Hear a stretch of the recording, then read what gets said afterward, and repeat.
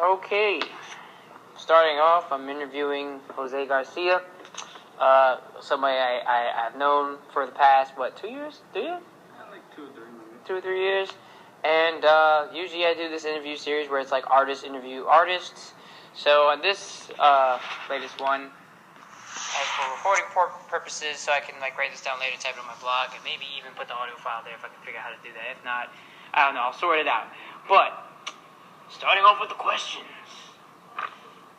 Was art always a part of your family, or was it something you kind of just stumbled upon?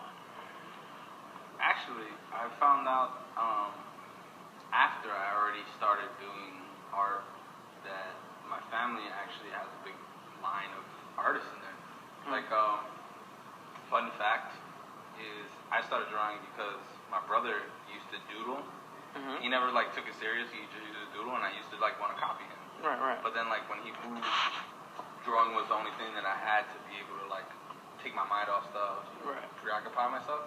And then after a couple years of doing that, people started, oh yeah, you draw? I draw too. You know what I mean? And then I found out my grandfather, he actually was so good that he actually one time sat there, looked at himself in the mirror for 2 hours, just looking at himself. Right. And then he put the mirror down and then drew himself self-portrait perfectly. I saw the self-portrait and I asked him, I was like, oh, this is amazing. When did you do this? He's like, yeah, I did it this way. And I was like, wow, I didn't know, you know what I mean? Mm-hmm. My uncles, brothers, all that. Yeah. Nice. All right. At one point in your career so far, did you start to take art seriously? I guess it would have to be right before high school, because I used to doodle and I got a million black books, but the real reason I started was because I didn't want to go to the zone school that I was going to. Right. And I was like, what's the way I can get accepted into a better school? Right. And the only way I could think of was my art, so I had to take it seriously, you know? I never did life drawing until I went to high school. That's how, I was uncultured I was. Yeah. All right, cool. So then, all right, my next question is, what are your influences, art-wise, and even musically, to provide you ideas? What are your influences there? I could easily add musically, Coheed and Cambria, and I actually told Claudio this, but I was in cosplay when I told him, so I don't think he took it as as deeply as he as much as I meant it. But I started listening to Coheed and Cambria really heavy, and they're actually the influences to the astral projection comic book that I want to do. Yeah. So from their albums, Afterman, they influenced me to come up with the whole entire concept to that, which is really funny because all their music is based off of Claudio Sanchez's graphic novels. You know what I mean? But aside from him, I like influence. I get influences from just kind of at first it was Marvel, because Marvel's catered towards more younger crowd, and then I moved up to DC because DC became a little more harsh. But the normal stuff after that. But Coheed and Cambria was the one that actually influenced me as much as everything else. That's interesting. Okay, if you could continue a movie series, franchise, or remake a movie, what movie would it be? Continue, remake. Easily, and I've already actually wrote a way to do it. Last Airbender. That was the worst adaptation to anything ever, and not just because the movie sucked. And aside from being biased, because I really hate M. Night Shyamalan, he's very self-righteous, he's a prick. Yeah. But aside from being biased, and aside from being biased for my love for that series, the movie itself sucked. Right. Cinematography, all the fucking I live to watch movies for what's it called? Continuity errors. Right. I love being there and being continuity error. Yeah. You know what I mean? And that movie had so many of them. I was just I was like, this is trash. I can't even sit here and enjoy the movie for what it is. Right. So that one is definitely and probably X-Men, but we both know why. Yes. That's why I'm gonna stay away from that one. That's Oh, X-Men, man. If that's a movie series I could do, I would only do one movie. Just one movie. But I would try to do one movie that caught the essence of X-Men and all the best parts of it. But in one movie with only a few characters, and then anyone else who wanted to continue it afterwards, I'd be like, all right, yeah, you can do whatever you want afterwards. I just wanted to do this one good movie so that way someone could say, hey, at least there was that one good X-Men movie. So you'd be like fucking Like, Tim Burton. You'd be like, I did Batman. Yeah. And then I thought about coming back for Batman Returns, but nah, fuck that. Fuck the rest of the series. Yeah. It's like Matthew Vaughn in X-Men First Class. Like, he made a good, actually decent X-Men film. May not be like the most accurate thing, but it was an actually good movie. Oh yeah, it was great. But he left afterwards. He was like, yeah, I ain't gonna do Days of Future Past, fam. I ain't doing that. So it's like, yeah, I'll do the same. I'll be like, nah, as long as I say one good movie with a good story, but like that catches X-Men, then I'll do that. You know what I mean? So, well, that's Patricia. Take care, Pat. I'm trying not to get kidnapped by the raccoons. Okay, get home safe. So now my next question is, what would you say is the most difficult part when it comes to creating art? Well, art in general or drawing? You can say drawing. Well, drawing, the most difficult part for me is figures. Right. And that's like always like kind of like a big thing for everybody because you always want to like put them in a weird pose.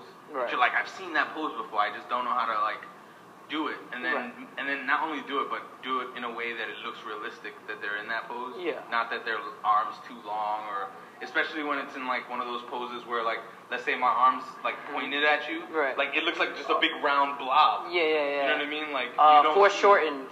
Yeah. You know what I mean? Like it just looks like a big blob, and you just have to assume, you know what I mean, that it's in front. But which is why I wanted to, create that other thing. But that's probably like my hardest thing.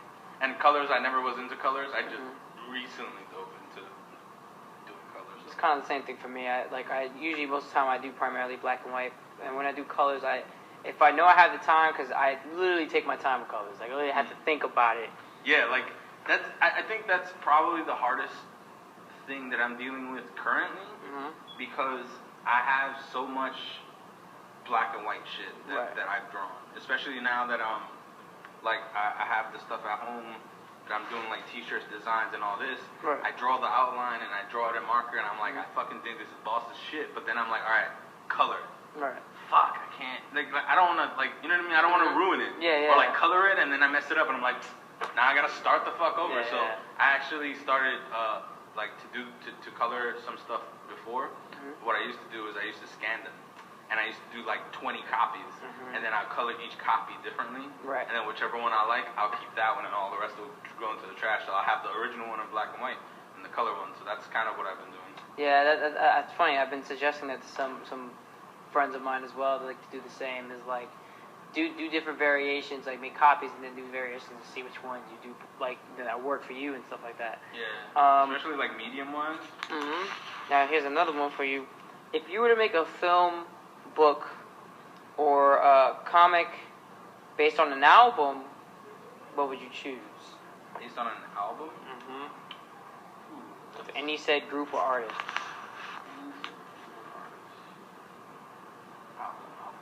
I would say...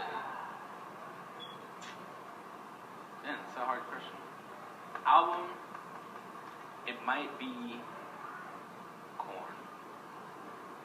And Korn... And I say Korn because they just recently released the album, and the 4 songs that they came out and made videos for are badass. Especially because they went through their like Korn has like 10 albums. You know what I mean? Right. They've been out since they were fucking teenagers. Yeah. So like the 90s. Yeah, right? since like the early 90s, and it's crazy because I love their early albums. I love at least half of their albums all the time, and then like their last 2 albums. I wasn't really feeling the dubstep, and then they try to go another different way. And even the stuff that John Davis does outside, like he did the Queen of the Damned Right, yeah, soundtrack, yeah. and that shit was fire. You know what I mean? Like anything he gets his hands on, he's great.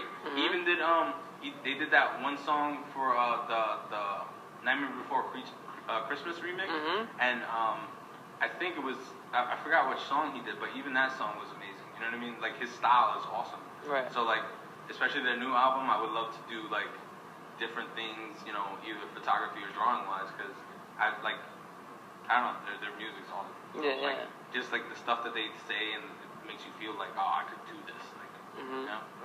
Yeah, that's the same way I feel when it comes to a number of groups. I know with like whether it's Radiohead, Deftones especially. I know anytime like I put on Deftones, I'll end up feeling like, you know, like, ooh, I got an idea for some interesting like atmospherically dark type of stuff to make, whatever. And obviously Tool as well, where I feel like if there's certain songs I'm listening to, I'll be like, oh, this is it seems like you listen to a lot of Tool when you're doing a lot of artwork stuff. Yeah, oddly enough, there's something about listening to the music where I guess it appeals to me because it gives me an idea of like different characters speaking to one another, and there's this idea of like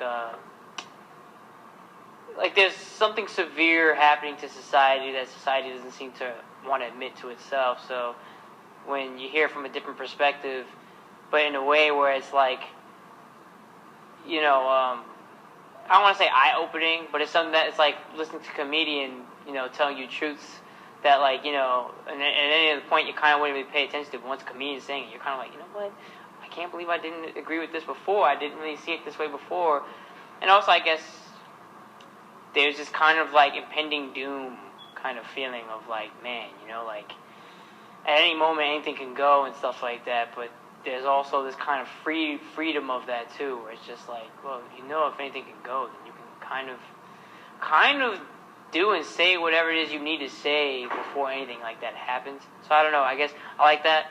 Like, and also because, like Doctor Strange, because, you know, in the movie, obviously, you know, when there's all these other things about the universe and stuff like that, there's this interesting kind of stuff that I guess I know the cover artist of the albums Alex Gray tends to do, where he does like these weird existential kind of like weird chakra energy type of like drawings and stuff like that. And there's certain songs that kind of will talk about like, you know, universes and multiverses and all that stuff. And I don't know, I guess that kind of stuff kind of appeals to me in a way.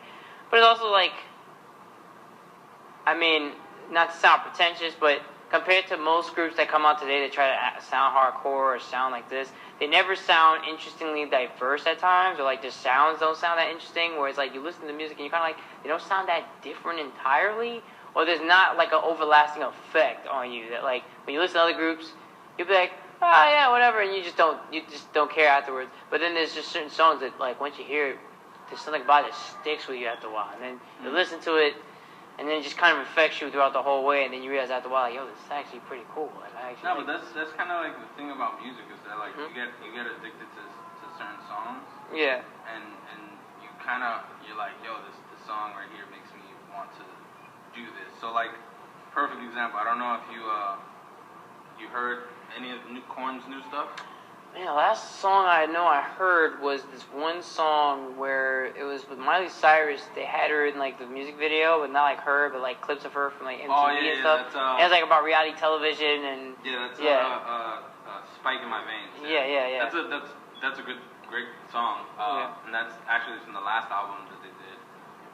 But their new one is a song called Insane, and that song is the epitome of what I want to feel when watching or when looking through the comic that we're making. You know what I mean? Like I want to see like